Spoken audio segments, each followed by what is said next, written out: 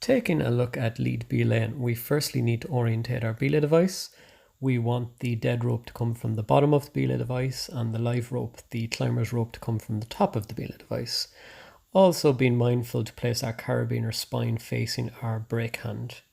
We connect the belay device to our harness with a carabiner, then take a bite of rope and feed it in through the belay device, in through the carabiner gate, and making sure to screw up the gate, to lock the gate. The belay device is now orientated correctly. If we look at the two primary actions involved in lead belaying, we have the feeding out of the rope as the lead climber ascends the route, the guide hand and brake hand simultaneously working together to feed the rope through the belay device without the brake hand leaving the braking position, and we have taken in the rope when the lead climber starts to move past the gear placement or bolt after clipping. We are involved in a constant fluid assessment of when to give rope and when to take rope. Ideally, when we take in rope, it should never come tight on the lead climber's harness unless they specifically request us to take.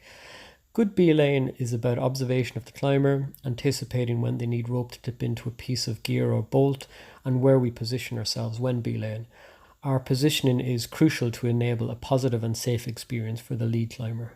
As the belayer in a trad climbing scenario, we need to be mindful that while our primary role is to feed out rope, take in rope and apply the brake hand in the advent of a take request or to catch a fall, we must also be acutely aware that our positioning from the base of the route and how we react to catching a fall may impact upon the lead climber's safety. In this scenario, the belayer has decided to move backwards quickly to catch a fall, resulting in two consequences. One, the lead climber experiences a hard catch, which may or may not be appropriate. And two, the acute angle of the rope from the belayer to the first piece of gear may mean the belayer contributes to pulling out the first several pieces of gear. This may result in compromising the lead climber's safety. The belayer also needs to be aware of the space around them and how they can use the space to assist them whilst belaying.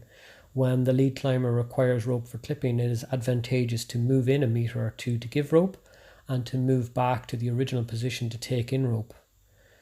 Good belaying is all about observation, action, and using the space around you to make the best decision in a given context. Belaying is a skill that requires development and continuing reflection. What may be appropriate in one situation may not be appropriate or safe in another.